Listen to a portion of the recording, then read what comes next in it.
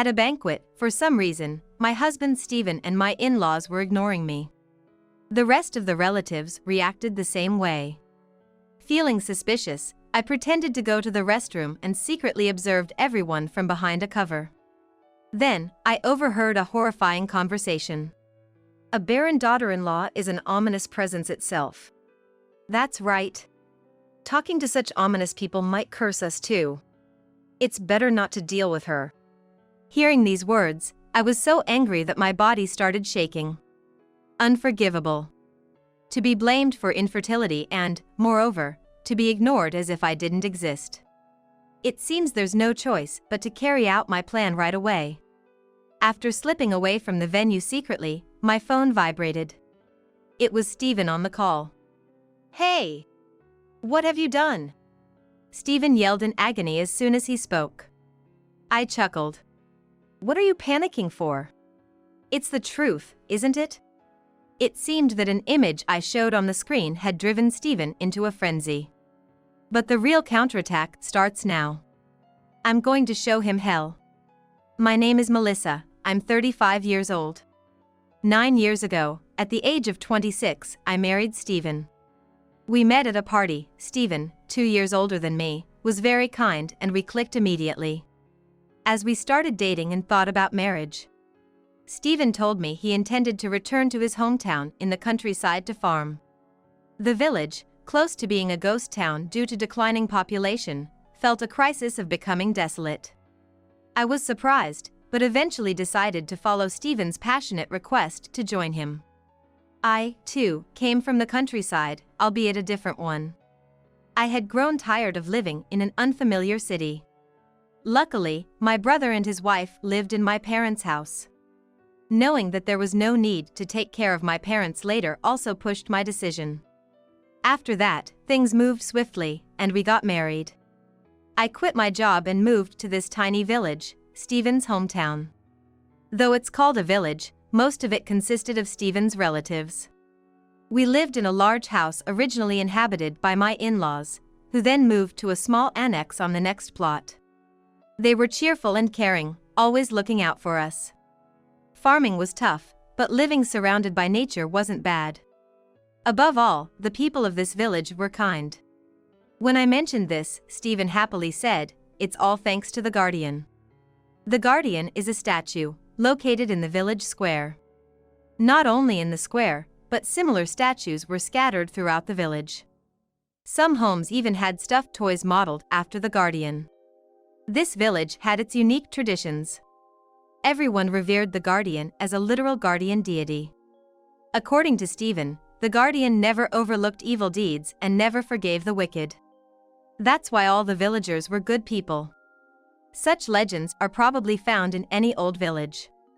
Thinking about this, I didn't dwell on it much.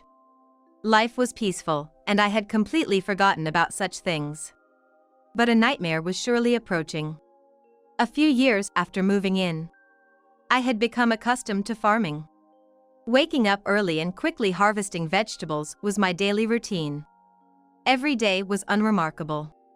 But one thing bothered me. We still hadn't had any children. I was about to turn 30. I had always thought it would happen naturally, but recently, I started to feel anxious. This was because, after a few years, more people began asking, "Don't you have kids yet?" Each time, I cheerfully responded, "It's a blessing, but..." It's typical of an old farming village to bluntly ask such delicate questions. Everyone asked the same. Even my in-laws and occasionally an old man or woman passing by asked bluntly, "Why can't you have them?" I responded appropriately, but it gradually became annoying. One day, after a break in harvesting, I was called by my mother-in-law while drinking water. "Hey, Melissa. How are you managing your marital relations?" "What?" Caught off guard by such an absurd question, I nearly spit out water. "It's strange that you haven't had children for so many years. Aren't you satisfying, Stephen?" An unimaginable statement came from my mother-in-law, and I was dumbfounded. In a panic, I said, "What are you talking about? Please stop, that's not something people normally discuss," and abruptly ended the conversation. Yet, my mother-in-law continued, "It's important, you know," but I ignored her and stormed out of the room. I thought this village had old-fashioned values, but this is just ridiculous. It's creepy that they boldly ask about marital life. Having left the house, I decided to kill some time by walking to the square. Then, I saw someone. Could it be a neighbor? I tensed up for a moment. I was worried they might start talking about children again. But when I saw her face, I was relieved. It was Emily, a woman who lives nearby. Emily smiled shyly. I smiled back. Emily is the only person in the village who doesn't make rude remarks to me. She's about 10 years younger than me, so she must be around 20 now. Emily isn't originally from this village. After her parents died in an accident, she was taken in by her distant relative, an old lady in this village. This happened just before I came to the village. After graduating from a high school nearby, she now helps out with her grandmother's orchard. We occasionally pass each other on the street, but she's quiet and not very talkative, so we don't really converse much. She doesn't hang out with anyone, so the villagers call her an oddball. I used to think Emily was a bit dull because she didn't interact much. But now, I appreciate that she doesn't ask intrusive questions. I felt a bit cleansed thanks to Emily after the unpleasant experience with my mother-in-law. However, that didn't solve the problem. My mother-in-law, father-in-law, and other distant relatives in the neighborhood kept saying similar things. "You need to be more assertive with your husband, you need to take the lead," they would say anything they wanted. My mother-in-law then said something that gave me chills. "Last night's dinner was all vegetables. You should add more meat. Maybe adding garlic would boost Stephen's vitality. Why does she even know what we had for dinner last night? It's too nosy." Fed up, I decided to talk to Stephen about everything. "I can't take it anymore. Everyone keeps asking about when we're gonna have kids. Your mom also pressed too much into our marital life. Honestly, it's tough." Stephen, who was watching TV, responded without taking his eyes off the screen. "What are you talking about?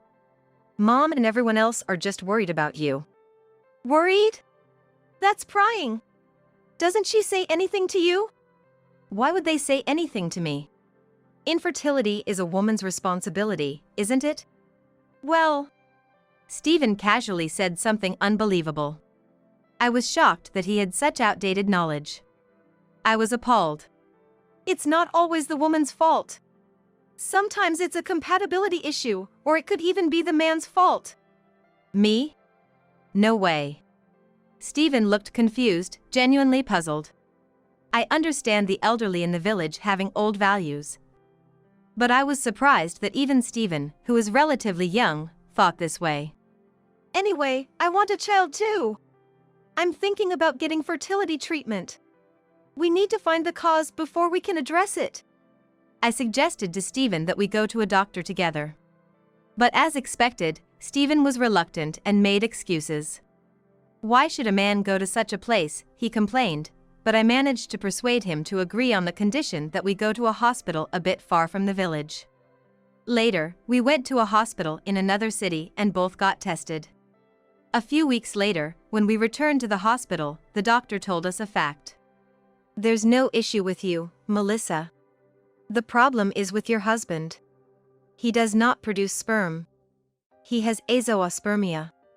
The moment Stephen heard this, he exploded. "What? It can't be my fault. Are you kidding me?" Stephen suddenly stood up and started yelling.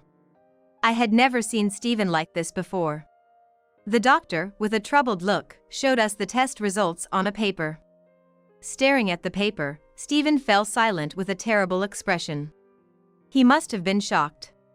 I felt sorry for him and couldn't say anything. That night, I spoke to Stephen kindly. "The doctor said if we do more detailed tests, we might find the cause and get treatment. It's a bit far, but I'll help." But Stephen just looked down and didn't reply. He probably never imagined that he could be the cause. Feeling sorry for him, I couldn't say anything more and silently left the room. But soon, I realized that feeling sympathy was a mistake as Stephen's attitude began to worsen.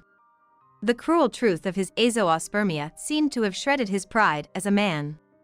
Perhaps in an effort to regain his shattered self-esteem, he became unusually aggressive. I was the main target of his frustrations. He criticized me for being slow at farm work, for the food not being tasty enough. He started picking fights over trivial things, growing angrier more frequently.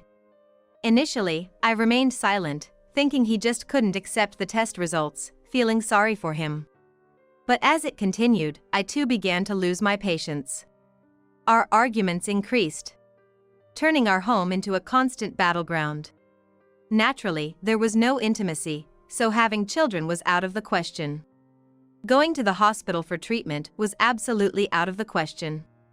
Moreover, the villagers still believed my infertility was to blame. The situation where I was the only one criticized remained unchanged. I wanted to tell Stephen's parents the truth, but Stephen glared at me with icy eyes, warning, "Don't tell anyone." The thought of what might happen if I spoke up was frightening. And I didn't have the courage to do it. Besides, I wasn't even sure if they would believe me. After all, everyone's thinking was outdated. The conventional belief that infertility is a woman's fault prevailed.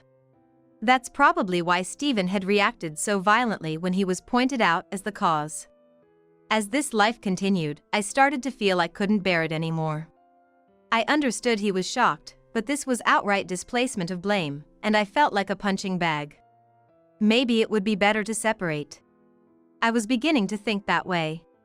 Half a year passed, and Stephen's snide remarks continued. By then, I had firmly decided to get a divorce. However, the problem was once again the old-fashioned mindset of the village.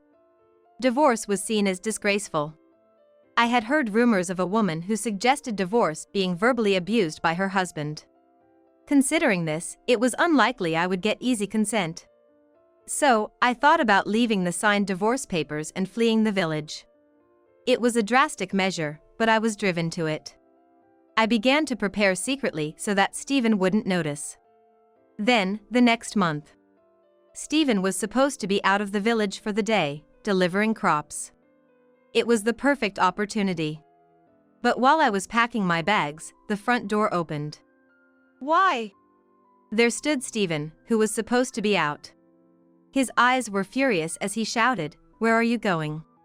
When I remained silent, Stephen glanced at the divorce papers on the desk.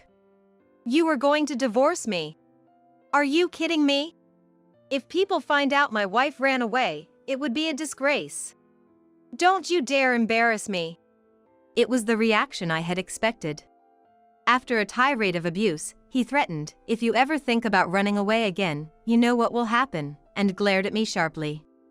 My plan had failed. I was desperate. Yet, how had he found out? I had been careful to act discreetly. From then on, Stephen's treatment of me worsened. He complained that the cleaning wasn't thorough, that just seeing my face irritated him. Any backtalk from me would lead to serious trouble. You are the worst kind of woman, running away from her husband. The guardian sees everything. Your misdeeds will be exposed. That became Stephen's mantra. Lately, even the mention of the guardian by the villagers started to disgust me. I had thought it was just superstition, but could that statue really be watching me? It's hard to believe that those trying to escape the village receive punishment. But the fact that my whereabouts and actions were precisely guessed was indeed true. I had become utterly frightened. Gradually, a sense of resignation began to grow within me. As time passed, I was about to turn 35. One day, Emily, who lives nearby, came to visit. "It's rare to see you. What's up?" Over time, Emily and I had started to talk a bit whenever we met. Unlike the other villagers who thrived on rumors and judged harshly, Emily never pried into my life and always treated me with unchanged kindness, the only woman who did so. "Melissa, there's something I really need to say." I was taken aback by the seriousness on Emily's face. I invited her inside and made some coffee. Then, Emily looked around nervously and gestured for me to come closer without saying a word. We entered a room that was now used as a storage room and seldom entered. What's going on? As I followed her in, confused, I asked her this question, and she murmured as if relieved. We should be safe here. Then she began to pour out her words as if a dam had burst. I can't take it anymore. This village actually. That's when she told me a shocking fact. It was about the true nature of this terrifying village. Months later. Since then, Emily and I had met secretly several times. After learning the truth about the village, we had been trying to figure out a way to escape. The truth Emily shared was shocking. Hearing such things only made me more eager to escape as soon as possible. But we needed to act carefully. If our plan was discovered, it would be over. It took time, but finally, the day to act was set. This Sunday. A banquet related to the Guardian, held once every few years, would gather all the village relatives. We couldn't miss this once-in-a-lifetime opportunity. Emily and I had discussed and done what needed to be done. Everything was prepared. All that was left was to put our plan into action. The gathering was at night. The venue was the village's only restaurant. Although the building was old, it had enough capacity to accommodate most of the villagers. Like years ago, I went there in the afternoon to help, as I had helped before. My in-laws were there, so I greeted them with, "Good morning." However, after a brief glance at me, they quickly disappeared somewhere. Maybe they were busy. Thinking so, I decided to help with preparing the food. But not just my in-laws, the other relatives too, were unresponsive to anything I asked. In fact, to be honest, they were ignoring me. Had I done something wrong? Confused, time passed, and it became night. Soon, the relatives and other villagers began to arrive. Stephen was among them. But his attitude was the same. For some reason, he ignored me. It felt like I had become a ghost. Without understanding why, only anxiety and irritation grew within me. So, I pretended to go to the restroom to secretly listen to their conversations. Then, a terrifying conversation hit my ears. Melissa never did have children, did she? At her age, it's probably impossible now. Oh dear, an infertile daughter-in-law is just bad luck. She must be cursed by the Guardian. My mother-in-law began with a tone of disgust, and a clearly drunk Stephen nodded in agreement. Yeah. Talking to such an unlucky person might curse us too. It's better for everyone not to deal with her. Of course. I made sure to inform the villagers last night. I told them that speaking to Melissa would bring the Guardian's curse, my father-in-law added with a laugh. Hearing their words, I began to shake with anger. Unforgivable. It wasn't my fault I couldn't have children. And to think, to be deemed an ominous presence. To be ignored on top of that, is this what adults do? No matter how you look at it, this village is wrong. We should carry out our plan immediately. We intended to flee this village. But that alone wasn't enough to settle my feelings. I had to somehow strike back at them. I was resolved. Soon, Emily appeared from the venue. The timing was perfect. Without saying a word, Emily and I nodded to each other.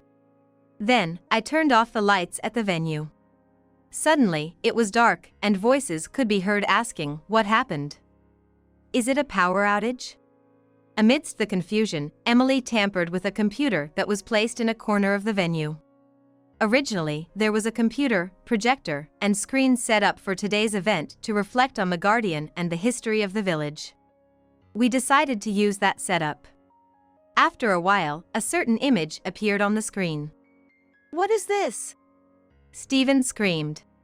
My in-laws, other relatives, and villagers were also staring at the screen, causing a commotion. Who did this? Melissa? Where are you? Stephen became frantic and started causing a scene, so Emily and I decided to retreat for the moment. We discreetly left the venue and met outside. About 3 minutes had passed since we escaped when my phone began to vibrate repeatedly. It was Stephen calling relentlessly. Melissa! What have you done? He screamed in agony as soon as I answered. I chuckled. What are you panicking for? It's the truth, isn't it? It seemed like everyone was under the wrong impression, so I just wanted to set the record straight. The image projected was the result of a medical examination from years ago. It was a diagnosis that confirmed Stephen's azoospermia. The large text displayed on the big screen was enough to astonish everyone present at the venue. Stephen, having his closely guarded secret exposed, was in a state of panic. He seemed extremely confused and kept shouting incoherently. He was making so much noise that I quickly hung up the phone. My phone kept vibrating afterward, but of course, I ignored it.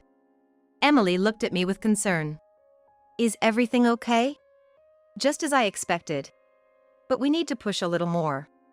The harm I had suffered wasn't something I could just let go of. Emily and I returned to the banquet hall together. Peeking into the venue, it had turned into a scene of utter chaos. Is this really true? You were infertile? Stephen, it can't be. Everyone was confronting Stephen. His face turned pale as he kept saying, "This is a lie, it's a conspiracy by Melissa," sweating profusely as he made excuses. The villagers had believed that our inability to have children was my fault, the woman's fault. But the truth was different. At the time of the examination, there was nothing about me that could cause infertility. It was Stephen's azoospermia that had prevented us from having children. Yet, without being able to tell the truth, I was blamed. I was reproached as if not having children was a sin, and my existence was ignored. The numerous verbal abuses and the painful days I had to endure were not something I could forgive. Emily and I entered the buzzing venue. Melissa! What are you doing? Stephen shouted at me. Don't mess with me. Doing something like this. You'll be cursed by the guardian. You'll face terrible consequences. At his words, I snapped. What guardian? You were just spying with security cameras. How creepy. As I said this, the room fell silent. Hitting the nail on the head, Stephen, my in-laws, and the villagers turned pale. Yes, the guardian was not a protective deity. In fact, surveillance cameras were installed inside the guardian. Cameras were hidden not only inside the stone statues around the village, but also inside the stuffed toys of the guardian that were displayed in our living rooms. These were monitored by board elders in a room at the community center, who watched the actions of outsiders. That's why my attempts to escape were well known. I had learned this from Emily on that day. About 10 years ago. Around the time Emily was taken in by an elderly woman in the village after losing her parents. Lonely Emily had once secretly followed her grandmother to work because she missed her. Her grandmother went to the community center. There, she and the elders laughed and chatted while watching the villagers through surveillance cameras. At that moment, Emily learned about the village's secret legacy of the guardian cameras. Shocked, Emily somewhat understood the village atmosphere. The reason rumors spread so quickly was this. It was bad enough to be the subject of idle gossip, but being watched while walking down the street or even inside the house was too much. Emily despised the village's tendency to invade others' privacy. Emily tried to stay out of the gossip. So the villagers started calling her odd for not joining their circle. She was fed up with the village, but she had no relatives and nowhere else to go. She had no choice but to endure life there. But one day, as her 25th birthday approached, her grandmother began pressuring her to go on arranged dates. You need to have children soon or you'll end up infertile like Melissa, she was told, and persistently pushed to marry an elderly widower living on the edge of the village. Naturally, Emily refused such an unreasonable demand. However, her grandmother began to threaten her, saying that such defiance would bring the curse of the guardian upon her. When Emily could no longer bear it, she thought of me, hoping I could help. Knowing the tragic experiences I had faced due to gossip, she approached me to escape the village together. The reason Emily had moved from the living room to another room that day without speaking was because she had spotted a guardian plushie there. I hadn't paid any attention. I thought it was just another plushie, common around the village. but there was a camera hidden inside it. It was likely installed by Stephen to monitor my activities. That explained why my every move seemed to be known. When I tried to escape, and even when my mother-in-law accurately guessed what we had for dinner. Because they were watching through the camera, it was obvious to them. I felt a chill at the sheer horror of it. My instincts told me it was dangerous to stay in this village. Taking up Emily's suggestion, we decided we must escape the village as soon as possible. We planned together. But was escaping enough? I felt I couldn't rest without avenging the years of mistreatment. I thought about it. First, I had to clear my own name. And then, Emily! Did you talk? Traitor! Her foster grandmother yelled furiously. But Emily glared back at her. I appreciate that you took me in when I had no one, but I can't stand living like this. Sneaking around, peeking into other people's lives, living off gossip and backstabbing, I absolutely hate it. How could you say that? The grandmother and the other villagers began to make a commotion. To silence them, I decided to deliver the final blow. I manipulated the computer and displayed new images on the screen. The images that appeared one after another shocked everyone. Stephen is flirting with a young woman in the village. My mother-in-law secretly added the juice of a dirty rag to the coffee she served at village meetings. My father-in-law put his hands around the shoulders and waist of a married woman. Emily's grandmother stealing vegetables from someone's garden. And almost all the villagers caught in embarrassing acts they wouldn't want to be known. Everyone at the venue was speechless. Stephen exclaimed, "When did you take these pictures? Why was it possible to capture such compromising photos of everyone?" Emily explained. It was impossible that all the villagers were good people. Knowing where the cameras were, they would have acted in the blind spots if they had anything to hide. We focused on the blind spots, places that were out of sight of the guardian statues and plushies, and identified the most convenient spots for misdeeds to occur, where we planted our own small cameras purchased online. Then, the village scandals just kept coming out. The villagers were naturally committing minor wrongs in places they thought were not covered by cameras. They had claimed all along that all the villagers were good people. It was truly laughable. We captured crucial moments from the camera footage and saved them. And now, we exposed those images in broad daylight. An eye for an eye. Since my privacy was violated, I did the same to them. This should teach them how deplorable it is to indulge in spreading rumors about others. The villagers fell silent in shame. What do you mean all villagers are good people? Just a bunch of scum. You enjoy spying on outsiders and having a laugh. Give me a break. I don't want to stay in this outdated, privacy-less village for one more second. I shouted loudly and thrust the divorce papers in front of Stephen. Caught off guard, Stephen stood frozen, mouth agape. My in-laws and villagers were also stunned. They probably never thought I would fight back. Indeed, there was a time when I almost gave up. But now, with Emily as my ally, finding a way out, I could no longer just sit back and take it. I looked down quietly at them, stunned. "Goodbye, pitiful everyone." "Goodbye," echoed Emily, her gaze full of contempt for the villagers. We left the banquet hall without looking back.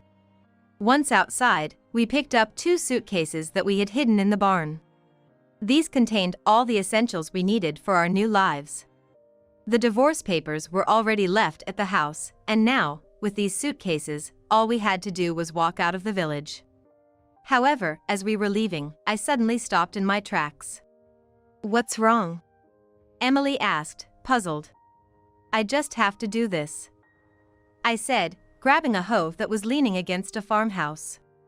I headed to the square and swung the hoe with all my might.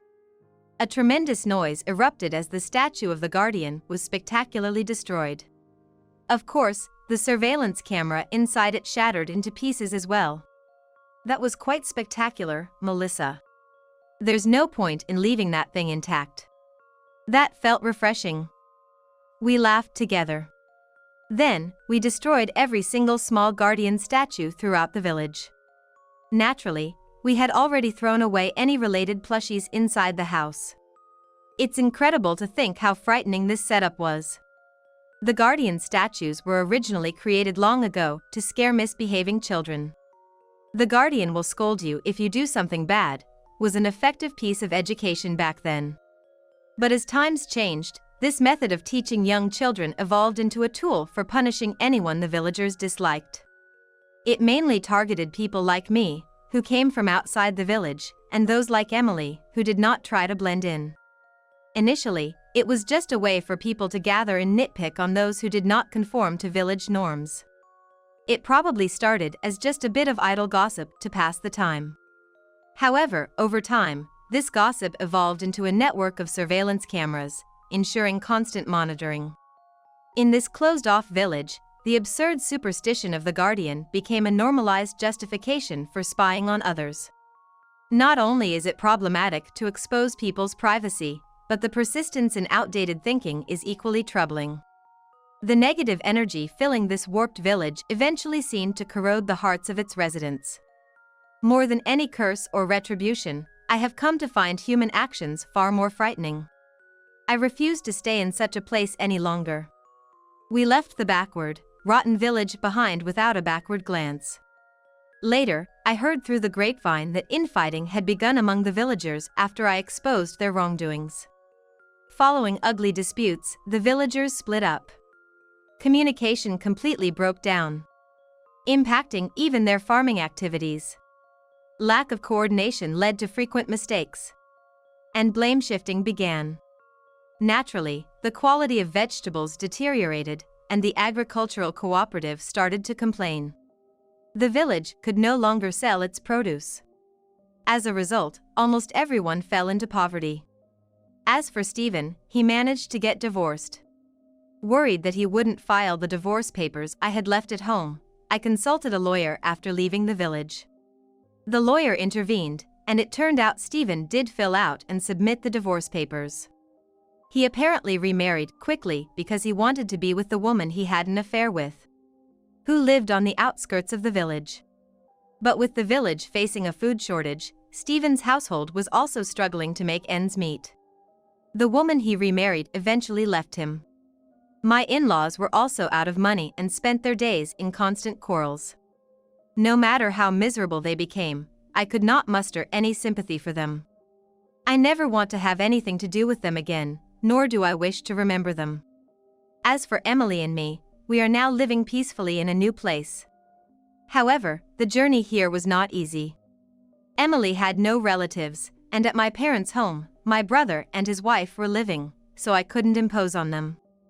After leaving the village, we had no one to rely on. That's why we had already started looking for jobs in secret before we left. Because of the surveillance cameras, we couldn't move around too openly. We planned our meetings in a camera-free storage shed and arranged everything via computer.